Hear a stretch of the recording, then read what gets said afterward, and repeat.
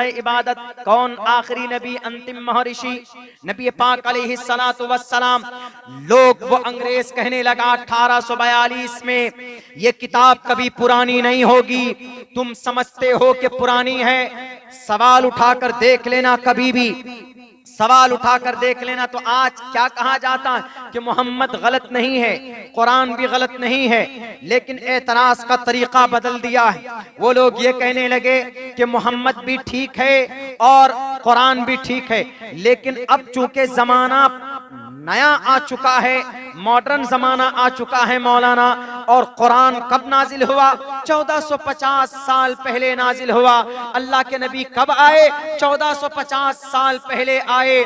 अल्लाह के नबी के तरीके को 1450 साल पहले का तरीका अभी नहीं चल सकता है। देखिए अब तरीका एतराज बदल दिया है। आजकल का मीडिया वाला, कुछ मीडिया तो वो है जो हम टीवी में बैठकर देखते हैं, टीवी में, लेकिन कुछ मीडिया वो होता है जो ब्लॉग्स, आर्टिकल्स जो लिखे जाते हैं, मीडिया गूगल पे लिखे जाते हैं, क्रोम पे लिखे जाते हैं, और वेबसाइट्स होता है, उनके अंदर पढ़िए, उनके अंदर ये बड़े बड़े आर्टिकल्स होते हैं, उसके अंदर रियलिटी होती है, सच्ची बात उसके अंदर, और बहुत सारी प्रोपेगेंडे और साजिशें उसके अंदर रची जाती। वो कहते हैं कि we accept that prophet Muhammad सल्लल्लाहु अलैहि वसल्लम, he was honest, he was a honest person। दो तीन अल्फाज हैं मोहम्मद रसूलुल्लाह सल्लल्लाहु अलैहि वसल्लम के बारे में अंग्रेजी के अंदर में, जिसने माइकल एच हार्ट ने अपनी किताब में उसको लिखा है मोहम्मद रसूलुल्लाह सल्लल्लाहु अलैहि वसल्लम के बारे में कि आप अलैहिस्सलातु वस्सलाम ठीक है, अंतिम महर्षि, आखिरी नबी है, लेकिन आप अलैहिस्सलाम का कोई भी मेथड और कोई भी तरीका आज के लिए नहीं हो सकता। क्यों? आज जमाना फास्ट फॉरवर्ड है और आप 1450 साल पहले का तरीका अभी कैसे अप्लाई कर सकते हैं? मिसाल के तौर पर नहीं समझ में आएगा, ये मोबाइल है, ये ओप्पो का है, ये वीवो का है, फला फला है, वन प्लस का है, इधर का है, उधर का है। अब बताइए ये सब मोबाइल कब का प्रोडक्ट है? ये सब मेरे ख्याल से ज्यादा 10 साल 20 साल पहले इन मोबाइलों को वजूद था? नहीं था। चार कैमरे वाला मोबाइल था? नहीं था। चार क्या, एक कैमरा वाला भी नहीं था। बल्कि हम लोग जब सन 2006 के अंदर पढ़ रहे थे गाजियाबाद में, तो एक बच्चे के पास सिर्फ इतना बड़ा मोबाइल था पूरे मदरसे में। हम लोग ताज्जुब से सिर्फ असर की बात देखने जाते थे उस मोबाइल को, समझते थे कि क्या अजूबा लेकर आ गया। अब अगर आज के जमाने में वो वाला सन 2005 और 6 का मोबाइल लेकर कोई बात करेगा, आप क्या कहेंगे? क्या पागल आदमी है, जमाना कहां से कहां पहुंच गया। वीवो और ओप्पो ने 4 कैमरे का मोबाइल लॉन्च कर दिया है और ये दादा आदम के जमाने का मोबाइल इस्तेमाल कर रहा है। बोलेंगे ना, क्या कहेंगे कि दकियानुसी ख्याल का है, या तो कंजूस है या बेवकूफ है। दुनिया कहां से कहां पहुंच गई, दुनिया आगे बढ़ रही तो आगे बढ़ो। देखिए तरीका आप क्या कह रहे हैं, अब एतराज का तरीका बदल गया आपके मोहम्मद पर, आपके कुरान पर, तो कैसे जवाब दोगे? मैं उस जवाब को आपको बताना चाहता हूं मेरे भाइयों, उस जवाब को सुनिएगा। क्या कुरान पुराना है? क्या मोहम्मद रसूलुल्लाह लाइफ, रसूलुल्लाह की जिंदगी, उनका मेथड क्या पुराना है? आपको ऐसा लगेगा, सवाल करने वाले का सवाल सुनकर, देखकर आपको ऐसा लगेगा कि यकीनन शायद हम गलत हैं, ये आदमी जो सवाल कर रहा है ये सही। आप कहेंगे वो सवाल यूं करता है कि दुनिया आगे बढ़ रही है, वो चीजें छोड़ो, आगे बढ़ो, मॉडर्नाइज को इस्तेमाल करो, जदीद साइंस का गुलाम बनो, छोड़ो कुरान को, छोड़ो अल्लाह के नबी की जिंदगी को। हम कहेंगे कि नहीं, हम तो आशिक़े रसूल हैं, मर जाएंगे मिट जाएंगे, हम मुहिब्बे रसूल हैं, हम कुरान के दीवाने हैं, हम मोहम्मदुर रसूलुल्लाह सल्लल्लाहु अलैहि वसल्लम के उम्मती, हम ना मोहम्मद को छोड़ सकते, ना कुरान को छोड़ सकते, ना अल्लाह के एक होने के अकीदे को अपने दिलो दिमाग से निकाल सकते, यही कहेंगे ना। लेकिन सवाल करने वाला सवाल करेगा, अच्छा चलो ठीक है, तुम मुहिब्बे रसूल हो, रसूलुल्लाह से मोहब्बत का दावा करते हो, तो तुमको यहाँ से अगर तुमको हावड़ा से अगर आपको कहाँ जाना पड़े, कलकत्ता से अगर आपको सिल्लीगुड़ी जाना पड़े, तो आप किस में जाएंगे? आपको तेज जाना पड़े, तो आप तो आशिक़े रसूल हैं, मुहिब्बे रसूल हैं, तो मोहम्मद रसूलुल्लाह जिन चीजों से सवारी की चले, आप वही चीज लेकर जाएंगे ना? क्यों? मोहम्मद रसूलुल्लाह से मोहब्बत करते हैं। आप जिन जिन चीजों पर बैठकर गए, सवारी की आपने, मक्का से मदीना गए, मदीना से मक्का आए, बैतुल मकदिस गए, यहाँ गए, वहां गए, तो आप उन्हीं चीजों पर बैठकर सवारी करोगे ना? तो आप हावड़ा स्टेशन से आपको सिल्लीगुड़ी पहुंचना है 9-10 घंटे के अंदर, तो तेज रफ्तार ट्रेन कौन सी है? शताब्दी है। अब तो वंदे भारत भी चालू हो गई। आप कहेंगे कि मौलाना वंदे भारत पर बैठकर जाएंगे, क्यों जी? आप तो मुहिब्बे रसूल हो ना। वंदे भारत ट्रेन या शताब्दी ट्रेन या और तेज पहुंचना है 45 मिनट के अंदर, तो हवाई जहाज लेंगे कलकत्ता से, बागडोगरा एयरपोर्ट पहुंच जाएंगे आप पौन घंटे में। क्यों जी? हवाई जहाज तो मोहम्मद रसूलुल्लाह के जमाने में था ही नहीं, न वंदे भारत ट्रेन न शताब्दी। अब आप बोल रहे हो कि हम तो मोहम्मद रसूलुल्लाह सल्लल्लाहु अलैहि वसल्लम के दीवाने हैं, हम उनके से मोहब्बत करते हैं, हम उनके तरीके को नहीं छोड़ सकते, हम उनके तरीके को अब मर जाएंगे लेकिन कभी भी जुदा नहीं हो सकते। अब लो, अब यहीं पर आप कभी भी, आपको अगर जाना हो तो मोहम्मद के दीवाने हैं, तो आप अलैहिस्सलाम किस पर सवारी करते थे? ऊंट पर, घोड़े पर, खच्चर पर, या गधे पर, या पैदल? इनमें से किसी एक चीज को आप सहारा लेकर आप चलेंगे हावड़ा स्टेशन से, तो आप जनाब वो चलते चलते बर्दमान होते हुए, दुर्गापुर होते हुए, आप रामपुर होते हुए, आप पाकुर, फरक्का होते, धुलियान होते हुए, मालदा होते हुए आप चलेंगे कहां पर? वो गाजोल होते हुए, रायगंज होते हुए, दलकोला जाएंगे, कानकी जाएंगे, किशनगंज जाएंगे, इस्लामपुर जाएंगे, तब आपका वहां आप पहुंचेंगे सिल्लीगुड़ी। पहुंचने में अगर आप ऊंट पर बैठेंगे तो आपको कम से कम 10 दिन लग जाएगा चलते चलते। पैदल अगर आप चलेंगे तो कम से कम 15 दिन में पहुंचेंगे। पता चला कि आप जो काम करने के लिए जाएंगे वो पहले ही टाइम खत्म हो गया आपका। क्या करेंगे अब ऐसे वक्त में? मुहिब्बे रसूल हैं आप, कैसे जाएंगे आप? अब ऐसे समय में अब उनका सवाल सही हो रहा है। वो कहेंगे कि देखो, मोहम्मद की बात पहले थी, अब नहीं, अब थोड़ा मॉडर्न होना पड़ेगा। देखो, आप मोहम्मद की बात कर रहे हो, मोहम्मद के आप गुलाम हो, मोहम्मद के आप दीवाने हो, तो मोहम्मद रसूलुल्लाह की जिंदगी में कहीं पर भी तेज रफ्तार सवारी का तज़किरा नहीं है। तेज रफ्तार सवारी पर बैठना हो तो अंग्रेज की गुलामी करनी पड़ेगी, अंग्रेज की बात माननी पड़ेगी। ट्रेन किनका? अंग्रेज का दिया हुआ। भारत के अंदर हावड़ा ब्रिज अंग्रेज का बनाया हुआ। भारत के अंदर बहुत सारी चीजें छोड़कर गया। देखो, अंग्रेज की गुलामी कर रहे हैं कि नहीं कर रहे हैं, हम अंग्रेज की बात मांग रहे हैं। तो आप एक बात कहना, आप कहना कि दुनिया वालों, ये शरीयत के खिलाफ नहीं है ट्रेन पर बैठकर सवारी करना या हवाई जहाज पर बैठकर सवारी करना। और ऐसा नहीं है कि मोहम्मद रसूलुल्लाह की जिंदगी के अंदर तेज रफ्तार सवारी का तज़किरा नहीं है। तेज रफ्तार कोई, आप अलैहिस्सलाम कोई ऐसी सवारी पर नहीं बैठे जिसकी रफ्तार तेज ना हो, इसका वजूद है। आप अलैहिस्सलाम ने तेज रफ्तार सवारी पर बैठकर आपने सवारी की है। यहाँ तो अंग्रेज का है। वंदे भारत कहां से आया?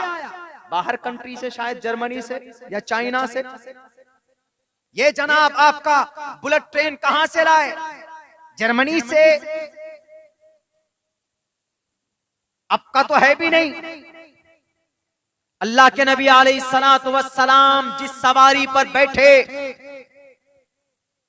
आप अलैहिस्सलातु वस्सलाम की जिंदगी में तेज रफ्तार सवारी देखना चाहते हो दुनिया वालों, आर्टिकल लिखने वालों, ब्लॉग के ऊपर जाकर, वेबसाइट पे जाकर साजिशें रचने वालों, नहीं मालूम था मुझे, मेरे दोस्त ने बताया कि मौलाना अब्दुल्ला इन सब आर्टिकल का जवाब दो, इसलिए मैं पिछले 1 महीने से दे रहा हूं।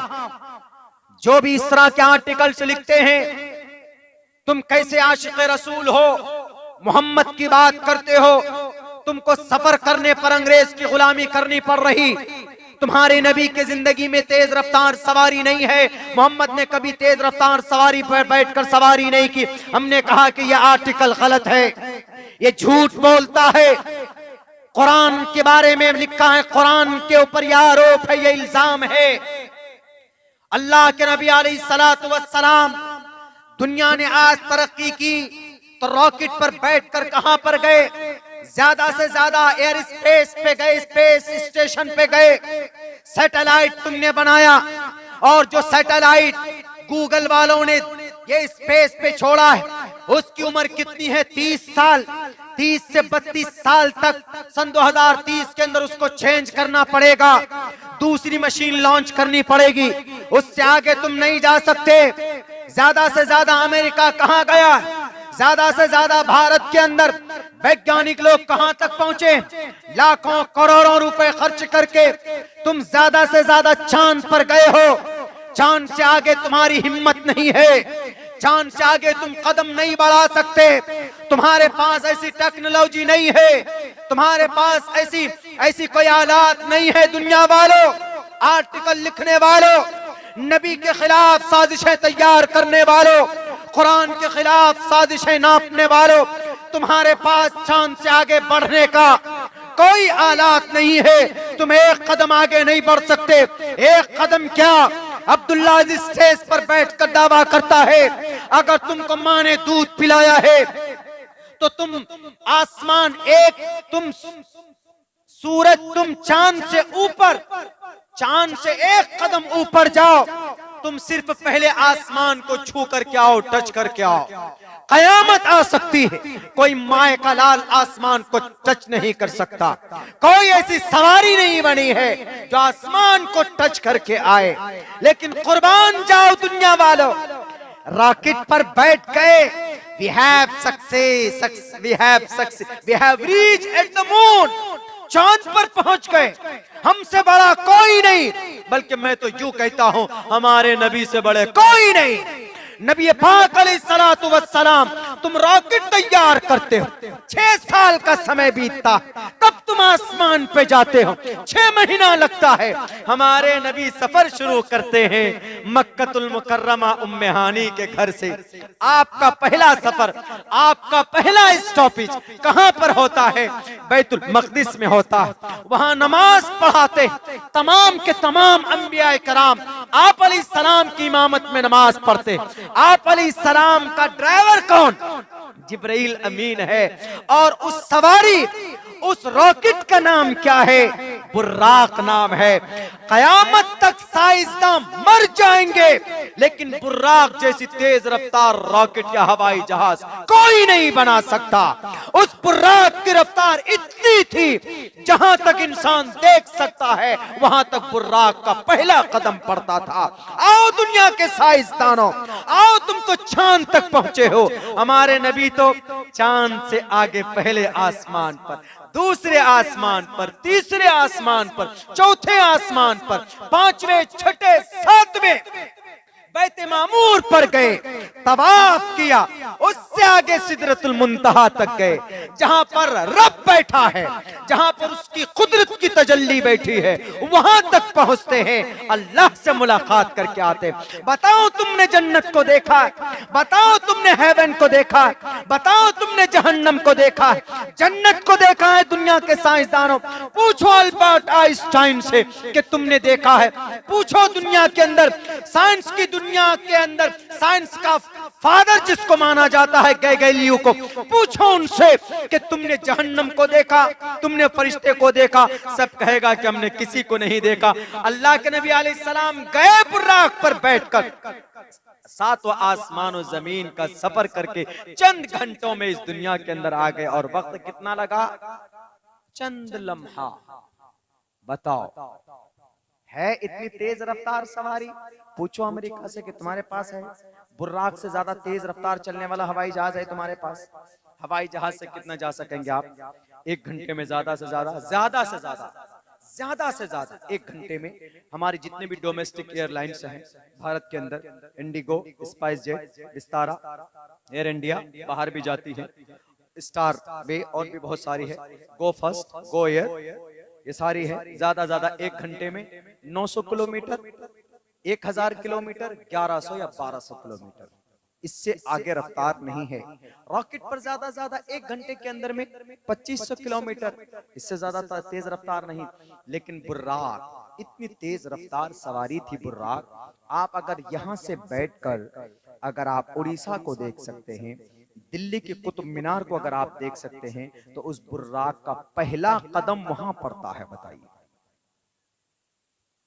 क्या बोलते हैं लोग, अरे नबी की जिंदगी के अंदर में तो मॉडर्नाइजेशन है ही नहीं, नबी की जिंदगी में तो आज की नई चीजें हैं ही नहीं। बड़ी बात कर रहे थे कि नबी पुराने हैं, नबी बहुत पुराने हैं, बहुत पुराने हैं। देखो पुराने की बात कर रहे हैं, कयामत तक तुम्हारी नस्ल 7 नस्ल कब्र से उठकर आ जाए तो इतनी तेज रफ्तार सवारी नहीं बना सकते तुम। तैयारी चल रही। सूरज की रफ्तार कितनी है? सूरज की रफ्तार 1 घंटे में तकरीबन 7,20,000 किलोमीटर 1 घंटे में, इतनी रफ्तार है।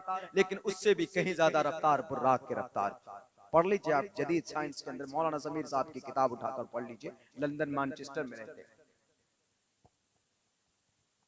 कुरान में तज़किरा, सुब्हानल्लज़ी असरा बिअब्दिही, जी खत्म करना है क्या? सुब्हानल्लज़ी असरा बिअब्दिही लैलन मिनल मस्जिदिल हराम इलल मस्जिदिल अक़सा अल्लज़ी बारकना हौलहु लिनुरियहु मिन आयातिना, है 15 पारे के अंदर, यही तज़किरा है ना। दुनिया वालों उठाओ देखो, इल्जाम मत लगाओ कुरान पर। और इन चीजों को बोलना that is a very important. इसीलिए तो हम बोलते हैं, इसीलिए हम बोलते हैं, बताते हैं। मेरा मजमून थोड़ा अलग होता है मेरे भाइयों, थोड़ा तल्ख भी होता है मेरा मजमून, लेकिन मैं उलमाए किराम की दुआ और अल्लाह के नबी अलैहिस्सलातु वस्सलाम की एक वारिसे अंबिया की फहरिस्त में नाम आने की वजह से मैं जरूरी समझता हूं कि ये आज जो जमाने के अंदर जो पूरी तरीके से बदनामी की कोशिश की जा रही, बदनाम करने की कोशिश की जा रही है कुरान और शरीयत को, सिर्फ इतना कह देते हैं कि नहीं जनाब ये कुरान है, ये दादा आदम के जमाने की किताब है, इसको पढ़कर इसको पढ़ाकर कोई तरक्की न कर पाया है, न कर पाएगा, न आगे जा पाएगा। मैंने कई जगह पर कुरान को अहकाम इस्लाम अकल की नजर में, एक बहुत बड़े आलिम दीन है मौलाना अशरफ साहब, उनकी है अहकाम इस्लाम अकल की नजर में, उस किताब को पढ़िएगा तो आपको पता चल जाएगा कि इस्लाम का कोई भी हुक्म, कोई भी ऑर्डर, कोई भी फरमान हिकमत से खाली नहीं है, कोई ना कोई हिकमत है, जरूर है, अल्लाह तबारक व तआला ने रखा है। कैंसर का इलाज करवाना हो, कैंसर का मरीज है कोई इंसान, अगर पहले और सेकंड स्टेज पर है, उसको पाबंदी से न रोजा रखवाइए, देख लीजिएगा कि उसका इलाज होता है कि नहीं होता। अगर किसी इंसान की पीठ में, कमर में दर्द हो, 5 वक्त की नमाज खड़े होकर पढ़वाइए, अगर कमर का दर्द खत्म ना हो जाए तो कहिएगा। प्रैक्टिकली मेडिकल के एतबार से आप देख लीजिए, है बड़े बड़े झगड़े अल्बर्ट आइंस्टाइन जदीद साइंस का बानी समझा जाता है। अल्बर्ट आइंस्टाइन ने पिछले 600 साल से जो झगड़ा नहीं हल हुआ था, कुरान करीम की आयत पढ़कर उस मसले का हल निकालता। वश्शम्सु तजरी लिमुस्तक़र्रिन लहा, उसने कहा कि आसमान, ये जमीन और सूरज अपने अपने जगह पर घूमते हैं। तो लोग लड़ बैठे, अल्बर्ट आइंस्टाइन कहां से ये थ्योरी तुम लाए जी? कहा कि मैंने मुसलमानों की ऑथेंटिक बुक कुरान करीम के अंदर पढ़ा, वश्शम्सु तजरी लिमुस्तक़र्रिन लहा ज़ालिका तक़दीरुल अज़ीज़, सूरज भी अपने मदार पर घूमता है और जमीन भी अपने मदार पर, सारे सैयारे और सितारे अपने अपने मदार पर चक्कर काटते हैं। जर्रा बराबर किसी में हिम्मत की एक दूसरे से टकरा जाए अपने अपने चक्कर पर, वरना 1915 तक यह अकीदा था कि सिर्फ सूरज घूमता है, जमीन नहीं घूमती है, जमीन अपनी जगह पर है। लेकिन जब कुरान करीम की यह आयत अल्बर्ट आइंस्टाइन ने पढ़कर लोगों को सुनाया कि लोगों सूरज भी घूमता है, जमीन भी घूमती है, जदीद साइंस यही है, सूरज भी घूमता है और जमीन भी घूमती है, सितारे और सैयारे, वीनस घूमता है और जुपिटर घूमता है, मार्स घूमता है, सन घूमता है, चांद घूमता है, सब के सब अपने अपने मदार में चक्कर काटते रहते हैं। और ये फाइनल मोहर किसने लगाई, ये थ्योरी किनकी? ये कुरान करीम की थ्योरी। तुम कहते हो कि कुरान में जदीद साइंस नहीं, कुरान में डॉक्टरेट नहीं, कुरान में हिसाब नहीं। बहुत से लोग कहते हैं कि अच्छा आपके कुरान के अंदर में जो हमारे यूथ हैं, बताइए हमारे यूथ किधर जा रहे हैं, गलत जा रहे हैं, गलत रास्ते पर जा रहे हैं। वही देखो एक बेटी की हत्या कर दी दिल्ली में, ब्लेनो कार में 7 लोग बैठे, 7 लोग अंदर शराब पीकर नशे में धुत, कोई नेताजी भी थे उसमें, और उस बेटी की उसका पैर सॉकेट में फंसा, सॉकर में फंस गया और उसकी लाश को घिसेटते रहे। कहा जाता है कि 12 किलोमीटर या 20 किलोमीटर दूर तक चक्कर काटते रहे। बताइए उस बच्ची की जिंदगी को खत्म कर दिया उन्होंने, उन नालायकों ने। हमारे नौजवानों को क्या प्रेरणा है, हमारे नौजवानों को आपका कुरान क्या मैसेज देता है? उठाओ, मैसेज क्या देता है? अरे बाज़ाब्ता नौजवानों के नाम पर अल्लाह ने एक सूरत नाजिल कर दी है। असहाबे कहफ कौन थे? बूढ़े थे? नहीं, जवान थे असहाबे कहफ। वक़ाल फ़ित्यतुन आमनू बिरब्बिहिम वज़िदनाहुम हुदन वरबतना अला क़ुलूबिहिम इज़ क़ामू फ़क़ालू रब्बुना रब्बुस समावाति वल अर्ज़। नौजवान थे वो।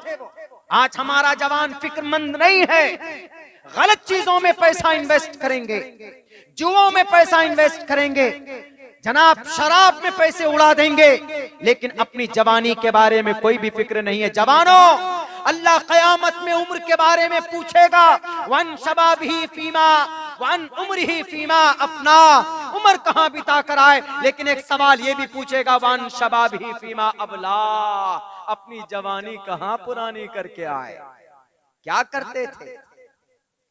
गाना, डांस, फिल्में देखते थे, जवानी कहां तबाह करके आए। अल्लाह पूछेगा तो क्या जवाब दोगे? हजरत अली कहेगा क्या रे मेरी जिंदगी नहीं आई तुम्हारे सामने? मास एंड मुअव्विस कहेगा कि मैं 13 साल का, मुअव्विस कहेगा मैं 14 साल का था, मैंने अबू जहल का खात्मा किया, तुमने क्या किया? CAA कानून बना, तुम कुछ बोले? आप कहोगे कि कैसे बोल सकते, जेल में डाल देता। तो नहीं, आर्टिकल 19 कहता freedom of speech and free profession and freedom of expression of speech to assemble with the peacefully without arms. Protest भी कर सकते हैं, बोल भी सकते हैं, कानूनी दायरे में रहकर बोल सकते हैं। तब क्या करेंगे आप? मास मुअव्विस पूछेगा, असहाबे कहफ पूछेंगे कि जालिम बादशाह के सामने उनकी नजरों में नजरें डालकर हमने कहा था कि तू जालिम है। बीदोसीस नाम, दकियानूस नाम था उसका, यूं कहा कि तू जालिम है, मैं तुझे नहीं मानता खुदा, मैं तुझे रब नहीं मानता। हमारा रब तो वो अल्लाह है जिसने आसमान और जमीन को पैदा किया। लो तुम्हारी बस्ती को लात मारता।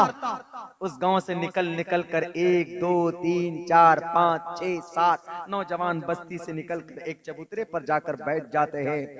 वक़ाल फ़ित्यतुन आमनू बिरब्बिहिम, अपने रब पर ईमान लाया, वज़िदनाहुम हुदन वरबतना अला क़ुलूबिहिम, हमने उनकी हिदायत में ज़्यादती की, वरबतना अला क़ुलूबिहिम, उनके दिल को मजबूत कर दिया।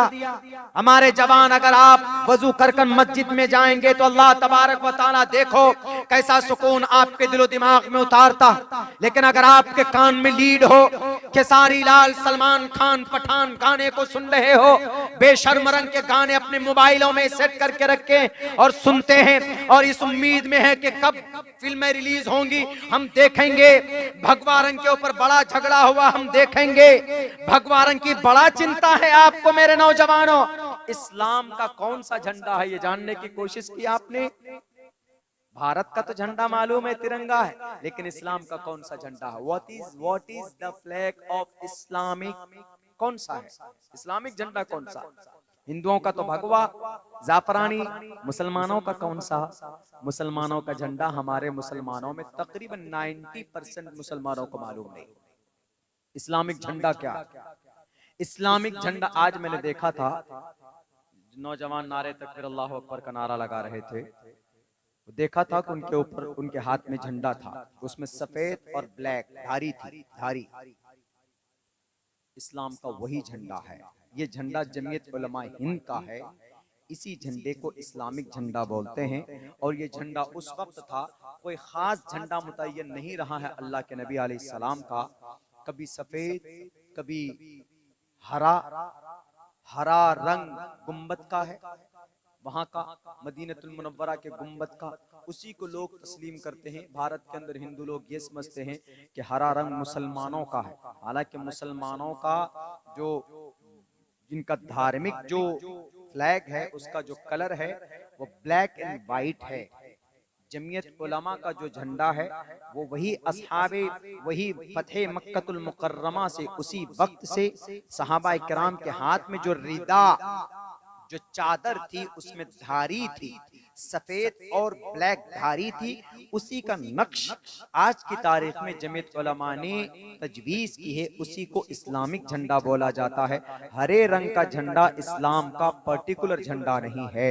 ये तो सिर्फ बदनाम करने की बात है कि मैडम पादुकोण ने गेरवा रंग का कपड़ा पहना तो ये मुसलमानों ने, खान साहब ने, शाहरुख खान ने हिंदू भाइयों का अपमान कर दिया। क्या शाहरुख खान हमारा रोल मॉडल है? क्या सलमान खान हमारा रोल मॉडल है? क्या इस्लाम को आप नापोगे तोलोगे ये शाहरुख खान से, सलमान खान से, तो मोहम्मद रसूलुल्लाह कहां जाएंगे? हमारा रोल मॉडल, हमारा हीरो, हमारा लीडर, हमारा गाइडर, हमारा मोहसिन अगर कोई है तो मोहम्मद रसूलुल्लाह सल्लल्लाहु अलैहि वसल्लम है। कोई खान नहीं, कोई पठान नहीं, कोई कपूर नहीं, कोई एक्टर, कोई एक्ट्रेस नहीं, इनसे हमारा कोई संबंध नहीं है। हमारा संबंध और हमारा रिश्ता है तो कुरान से, हदीस से, शरीयत से। हमारा मेथड, हमारा रोल मॉडल कोई है तो मोहम्मद रसूलुल्लाह है। हमारी जिंदगी के अंदर तरीका होगा तो अल्लाह के नबी का तरीका होगा। हमारी जिंदगी के अंदर हमारा इस्लामिक झंडा अगर कोई होगा तो वो ब्लैक एंड व्हाइट अल्लाह के नबी का वो झंडा होगा जो फतेह मक्का के मौके पर 10,000 लश्कर जर्रार लेकर आप मदीना से मक्कतुल मुकर्रमा जा रहे थे। इसीलिए दुनिया के लोगों, ये खान पठान से हमारा कोई रिश्ता नहीं है, बल्कि मैं ये कहता हूं कि इसका क्या रिश्ता है इस्लाम से वो जाने, उसका खुदा जाने। लेकिन इतना जरूर जानता हूं कि गाना बनाने, गाना सुनवाने, म्यूजिक के साथ शिरकिया अल्फाज उसके अंदर होते हैं। म्यूजिक के साथ क्या गाना सुनना सुनाना नाजायज और हराम है। कल कुरान करीम की मैंने आयत पढ़ी थी, व मिनन नासि मन यश्तरी लहवल हदीस युग़िल्लु अन सबीलिल्लाह। आप मोबाइल खरीदते हो, यूट्यूब के अंदर पठान का गाना आता है, जनाब शाहरुख खान, मैडम पादुकोण का आप लोड करते हो और कानों में डालकर सुनते हो, बड़े खुशी के साथ सुनते हो। नौजवानों याद रखो, कल क़यामत में अल्लाह तबारक व तआला तुमसे पूछेगा, जवानी मैंने किस लिए दी थी? पठान के गाना सुनने के लिए। पूछो आज पठान कहाँ है? नजर उठाकर देखोगे तो उधर पठान नफ्सी नफ्सी के आलम में मुब्तला होगा। अगर उस वक्त कोई सजदा करके आपकी मग़फ़िरत के लिए कोई दुआ करेगा तो उस वक्त आपका आखिरी नबी मोहम्मद रसूलुल्लाह सल्लल्लाहु अलैहि वसल्लम सजदे में नजर आएंगे, आपकी मग़फ़िरत के लिए, आपकी मुक्ति के लिए, आपकी सिफारिश के लिए। लेकिन आप इन पठानों की, इन बहरूपियों की, बल्कि ये नपुंसक लिंगम है, ये नपुंसक लिंगम है, न पुरुष लिंगम है, ये नपुंसक लिंगम है। ये देश को, ये कौम के, समाज के नौजवानों को खोखला करते हैं और इन्हीं को देखकर हमारे नौजवान गाना, कव्वाली, डांस इसके तरफ माइल हो जाते हैं। नहीं मेरे नौजवानों, अल्लाह कल क़यामत में पूछेगा कि जवानी कहाँ खर्च करके आए, तो इसके ऊपर हमें गौर और फिक्र करना चाहिए। वक्त मेरे ख्याल से बहुत हो चुका है। अभी हमारे बीच बहुत बड़े और बहुत मुनज़्ज़म और मुनासिब बातें करते हैं, नपी तुली बातें करते हैं। अब्दुल गफ्फार सल्फी साहब तशरीफ फरमा है, वो भी कुछ ही देर में आपके बीच आने वाले। चूँकि डेली का मामला है, पूरी रात जलसा करना मैं अपनी नज़र में मुनासिब नहीं समझता हूँ। पूरी रात जलसा करेंगे, फजर की नमाज पढ़कर बिना पढ़े सो जाते हैं जाकर के लोग। जलसा ना करें, अल्लाह सवाल नहीं करेगा। नमाज नहीं पढ़ेंगे, अल्लाह डंडा लेकर पूछेगा। नमाज पढ़ी, नमाज पढ़ना फर्ज था। तो बहरकैफ आप लोगों का निज़ाम खैर बनाया है, लेकिन यह है कि जलसे से जो पैगाम हमें और आपको दिया जाता है उस पर 100% अमल करने की कोशिश करें। और मेरे मुसलमानों, किसी से डरिए मत, अपनी शनाख्त और अपनी पहचान के साथ रहिए, कहीं पर डरने और घबराने की जरूरत नहीं। आप मुसलमान हैं, मुसलमान बन कर रहे, मुसलमान बन कर रहे। ये नहीं कि दाढ़ी रख लेंगे, सर पर टोपी रख लेंगे तो हमको सनातन धर्मी क्या कहेगा, हिंदू भाई क्या कहेंगे। हम सफर करते हैं डेली, आज सफर हम निकलेंगे। कव्वाली इस्लाम का कोई हिस्सा नहीं है। आपका सवाल क्या, कव्वाली के अंदर में चूंकि म्यूजिक होती, म्यूजिक और कोई भी ऐसे अल्फाज जिसमें म्यूजिक आ जाए, म्यूजिक जिसको हम लोग बोलते हैं मौसीकी, गाना किस वजह से हराम है? म्यूजिक की वजह से। डीजे, डिस्को, डांस, ढमढम जो बजता है उसके अंदर ऐसी कशिश होती है कि आप देखेंगे कि आदमी खुद ब खुद हिलने लगता है। इसीलिए उस म्यूजिक को इस्लाम ने हराम करार दिया। मैंने आपको शरीयत का एक पैगाम बताया, शरीयत का एक मसला बताया है कि भाई म्यूजिक और कव्वाली, हाँ अगर वैसे नात के अल्फाज हो, अशार हो, नज्म के अल्फाज हो, वहदानियत पर हो, सीरत पर हो, रिसालत पर हो, आखरत पर हो, हम्द हो, तस्बीह हो, बहुत सारे पढ़िए, कोई दिक्कत नहीं। सुनना भी, बल्कि हजरत हस्सान बिन साबित रजी अल्लाह ताला अन्हु अशार पढ़ते थे, अल्लाह के नबी अलैहि सलाम सुनते थे, वो चलना चाहिए। लेकिन जहां पर ढोल धमाके आ जाएं, और मेरे ख्याल से आजकल के जो कव्वालियां होते हैं उन सब के अंदर तो जनाब खूब एकदम नहीं मालूम क्या होता है, हमने तो आज तक देखा नहीं है। जो लोग देखते हैं जानते हैं कि उसकी हकीकत क्या है। अगर उसमें म्यूजिक है, अगर उसके ढोल धमाके हैं, अगर उसके अंदर में बहुत सारे ऐसे अल्फाज हैं, ऐसे अल्फाज हैं जो आपके अकीदे को खत्म करता है, जो आपके अकीदे के अंदर आँच आता है, तो मेरे ख्याल से मैं समझता हूँ कि according to the Islamic sharia not allowed, इजाजत और उसकी परमिशन नहीं है। हमारे गलत कामों की वजह से लोग यूं समझते हैं कि इस्लाम के अंदर में शायद ये भी जायज है, ये भी जायज है, ये भी जायज है। नहीं, इस्लाम बड़ा सिंपल और बड़ा ओपन मजहब है। अमल करने के एतबार से, अमल करे आदमी तो इसके अंदर कोई तकल्लुफी नहीं, बहुत आसान, बड़ा सिंपल।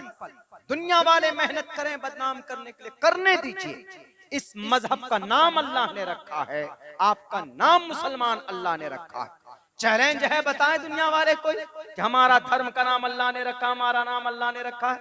क्रिश्चियन से पूछो, जैन से पूछो, बौद्ध से पूछो, सिखिज्म से पूछो, जुडाइज्म से पूछो, सनातन धर्म से पूछो, किसी से पूछो तुम्हारे धर्म का नाम किसने रखा, कोई नहीं बोलेगा। लेकिन आपके धर्म का नाम अल्लाह ने रखा है, आपका नाम मुसलमान है, अल्लाह ने रखा, हुआ सम्माकुमुल मुस्लिमीन।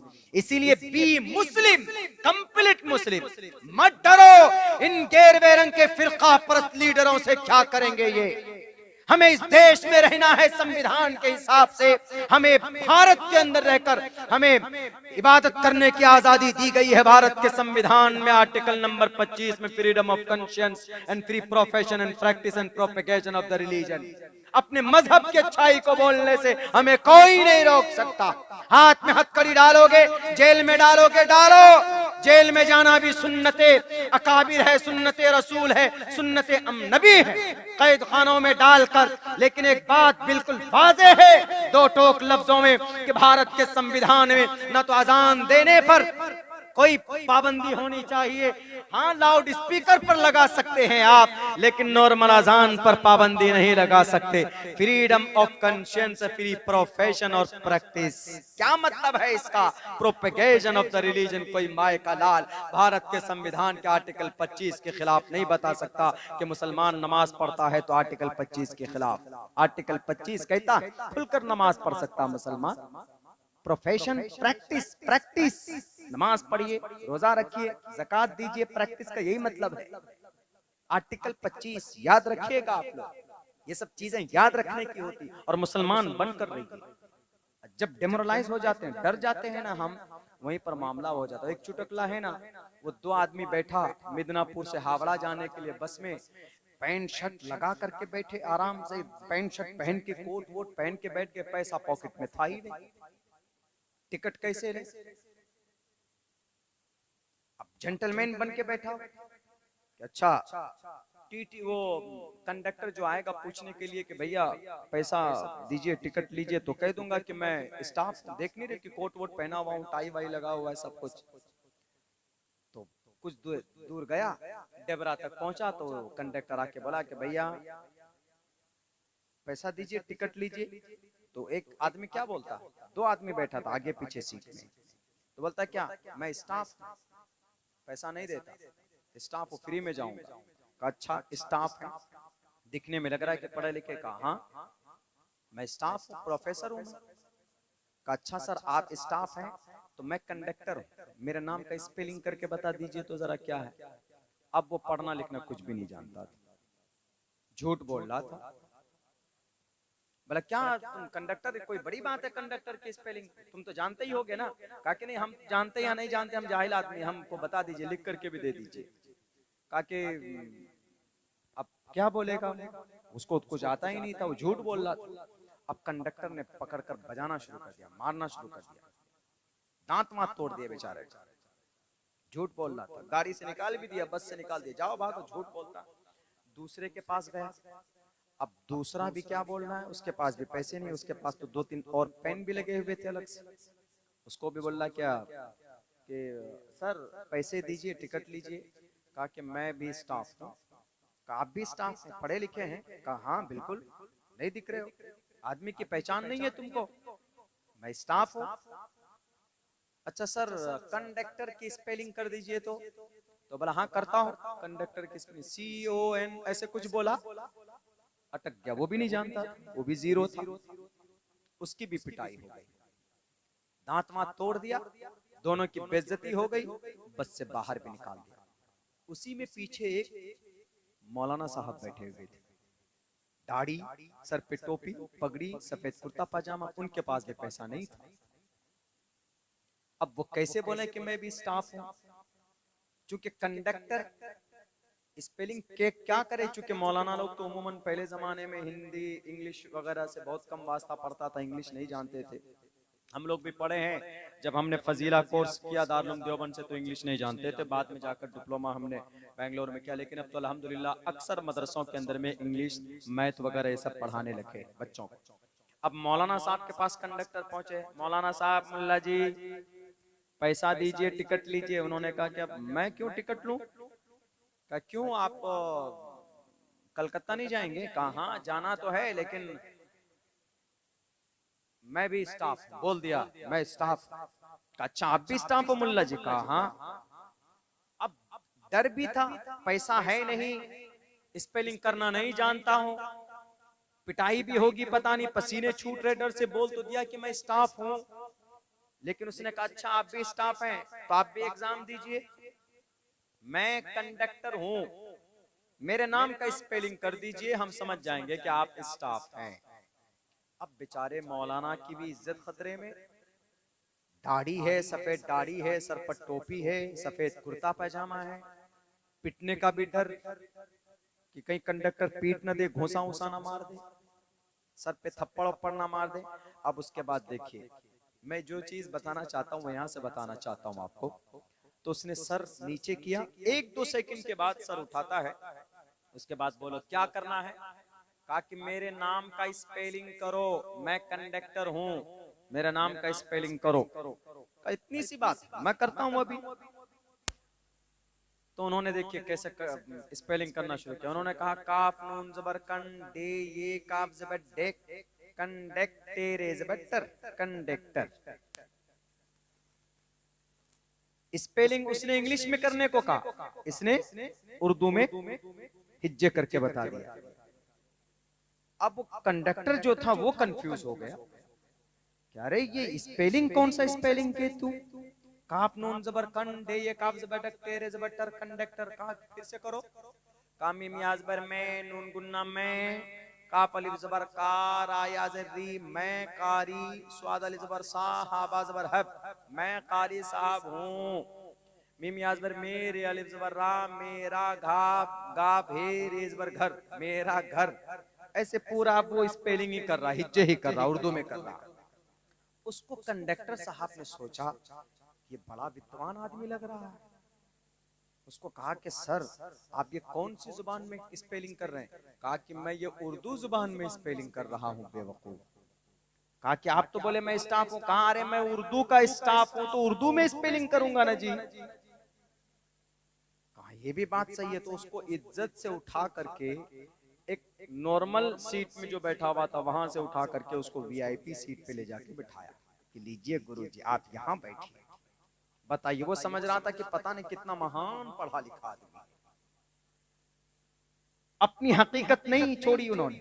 अगर वो भी वहां पर इंग्लिश में चला जाता, इंग्लिश में कोशिश करता, इंग्लिश जानता नहीं था, पिटाई होती कि नहीं होती। लेकिन जो उसकी हकीकत थी, अपनी हकीकत निडर होकर उसके सामने रखा उन्होंने और कहा मेरी हकीकत यह है कि मैं मौलाना साहब हूं और मैं उर्दू का स्टाफ हूं। मैं उर्दू का स्टाफ हूं तो उर्दू में लो। उर्दू में पूरी तशरीह कर दी उन्होंने, उर्दू में स्पेलिंग करके बता दिया उन्होंने कि वो कौन है, कहां से आ रहा है, उसका घर कहां है, क्या है, सब कुछ बता दिया उन्होंने उर्दू के अंदर। उसकी भी इज्जत रह गई और फिर जनाब सम्मान और अलग से दिया और यूं कहा कि आप बड़े महान पढ़े लिखे लग रहे हैं मुल्ला जी, कारी साहब, आप आइएगा तो कभी भी आपसे पैसा नहीं लूंगा। तो आप अपनी हकीकत को अगर नहीं भूलोगे, आप अपनी शनाख्त को अगर बाकी रखोगे तो इंशाअल्लाह तबारक व तआला कहीं पर जलील और रुस्वा अल्लाह तबारक व तआला नहीं होने देगा, कहीं पर भी नहीं होने देगा। शर्त यह है कि अपने अंदर वो काबिलियत पैदा करें, नॉलेज और जानकारी पैदा करें। हमारे नौजवान जितने भी, उन नौजवानों से यही कहूंगा कि मेरे भाइयों, दुनिया की एक छोटी कौम है, सबसे ज्यादा लूटने और पिटने वाली कौम यहूदी कौम थी। लेकिन 1947 के बाद जब से हमारा ये देश आजाद हुआ, उसके बाद से इस कौम ने वो तरक्की की है कि दुनिया के अंदर इसके मुकाबले में कोई कौम खड़ी नहीं हो सकती। सबसे ज्यादा रुस्वा कौम, सबसे ज्यादा ताकतवर कौम कैसे बन गई, इस टॉपिक के ऊपर मैं फिर कभी बात करूंगा। लेकिन इतना कहूंगा कि उनके नौजवानों ने मेहनत की, उनकी माओ ने मेहनत की उनके बच्चों के ऊपर। तो आज पूरी दुनिया के ऊपर अगर कब्जा किसी का है तो यहूदियों का कब्जा है। उनके बच्चे, उनके नौजवानों को सही दिशा के ऊपर मेहनत करने की वजह से आपको भी मेहनत करने की जरूरत है। इंग्लिश से मरगूब होने की जरूरत नहीं है कि जनाब कोई इंग्लिश बोलता है तो मरगूब हो गए। ये इंग्लिश बोलने वाले झूठे हैं, ये लुटेरे हैं, गद्दार हैं। No need to talk in English language. अल्हम्दुलिल्लाह मौलाना, I spent 14 years completely in a madrasa, Darul Deoband. I am a product of madrasa. मैंने किसी स्कूल में नहीं पढ़ा, लेकिन आप बोल सकते हैं। इंग्लिश में बोलना, बात करना कोई बड़ी चीज नहीं है, लेकिन आप अपनी हकीकत को पहचाने, उस हिसाब से उस तरह का मुसलमान बनाए। अल्लाह के नजर में ये चीज पसंदीदा है। हम तो संस्कृत में भी बोल के बता देते हैं, संस्कृत ग्रामर लोग नहीं जानते, उनके गुरु लोग नहीं जानते हैं। जब मेरी मुलाकात महाराष्ट्र में हुई थी, उन्होंने कहा कि यूयम तुवम अहम। हमने तो सारे संस्कृत की, उनकी एक अना नहनु जालिका हाजा हाजी उलाइका युवम तुवम एतत एशा शा बालिका, ये सब कुछ हमने समझाया था। कोई बड़ी चीज नहीं है, लेकिन अपने अंदर वो हुनर पैदा करो, अपने अंदर वो इंटेलिजेंसी पैदा करो, अपने अंदर वो शार्पनेस पैदा करो। दुनिया कदमों में इंशाअल्लाह तुम्हारी गिरेगी। तुम ही बेहतरीन कौम हो इन कुंतुम मुमिनीन, अगर तुम मोमिन बनकर रहोगे। तो अल्लाह तबारक व तआला से दुआ करता हूँ कि अल्लाह तबारक व तआला हम तमाम मुसलमानों को कहने सुनने से ज्यादा उस पर अमल करने की तौफीक दे। बहुत बहुत शुक्रिया। जज़ाकल्लाह। अस्सलामु अलैकुम व रहमतुल्लाहि व बरकातहू। वालेकुम सलाम व रहमतुल्लाहि व बरकातहू। हजरात, बहुत देर से आप लोग इंतजार कर रहे हैं। जो हजरात आप जानते